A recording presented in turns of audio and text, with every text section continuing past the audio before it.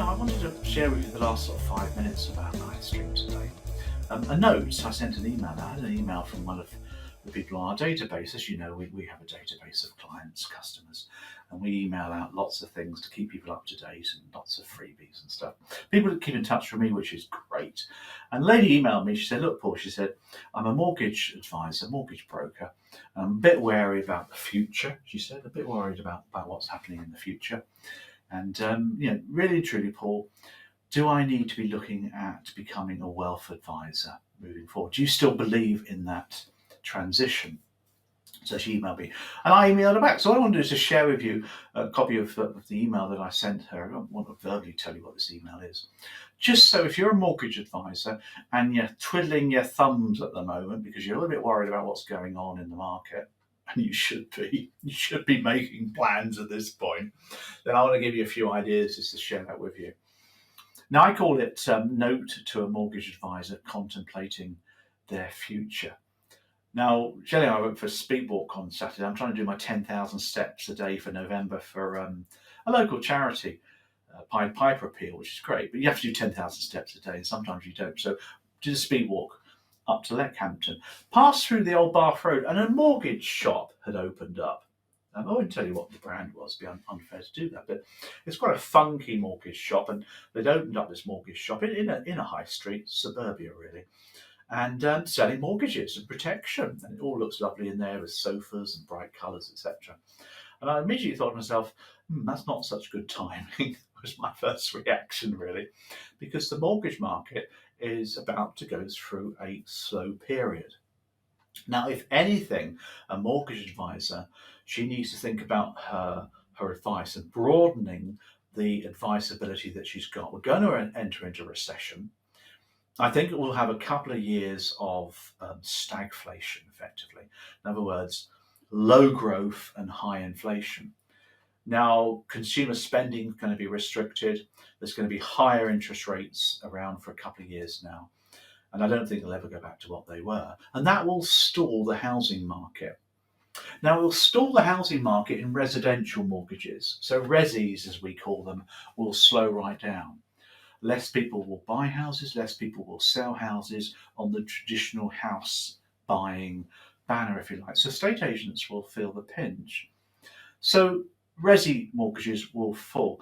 Buy-to-let mortgages will continue. The buy-to-let marketplace will persist, but you'll have less individuals buying buy-to-let properties. It's mostly the professional landlords who run large portfolios of property.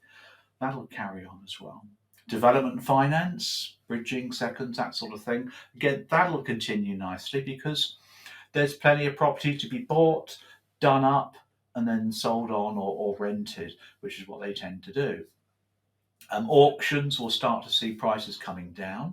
If you go to an auction house now, you'll be able to pick up property at a lower price in the next few years. Tradesmen will be cheaper. Costs of building properties will also come down as well as we start to tame inflation. So that's something to think about in the traditional mortgage market. Equity release will steam onwards, as always. A couple of changes in equity release, really. You've got rising inflation, so a lot of older people will be worried about their pensions, which might be fixed. With inflation raging at 10% or so, a fixed pension ain't a good thing to have. So equity release might see continuation. The only problem, of course, is that interest rates are high, so the equity release rates are high. So mortgages might double quickly, with a roll-up process going on as well. So that's something to think about. But also you have lots of hybrids now in the later life market where people pay interest or an element of interest. And what will happen there, guys, is that interest rates are higher, so of course their monthly payments might be higher too. So it could restrict a little bit in the equity release marketplace, but it'll do okay.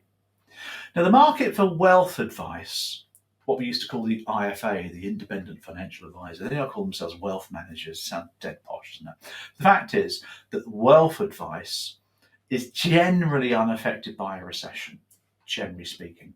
Because if you've got wealth, it needs investing. It's not like losing a job. It's the money's there in the bank, isn't it? Wealth advice, therefore, is generally unaffected. The stock market, which much of this goes into, of course, will be fluctuating. The stock market might fall and therefore you as a IFA may not earn so much percentage of that, because it's all about funds under management, isn't it? So if the value of the funds goes down, so does your percentage. So that affects things. Gilt prices, of course, affect pension income as well. But broadly speaking, it's a good market to be in as well. In the protection space, or anything that requires monthly payments, some clients might think that's discretionary spending, so they might and ah about paying for life insurance, critical illness insurance. That could be affected by a downturn in the economy. Depends how people perceive that spending. But that's a good marketplace to go for. So, as a mortgage advisor, here's your thinking. You should consider the future. You should consider the future, because if you just wait by the phone or the email for the phone to ring and the email inquiries to come on back in, that's not a good strategy. I'm honest with you there, unless of course you have a different business model. But the good times have been there. Of course they have. Marketing, advertising has worked. The good times have been, but that's stopping now. So think about your future.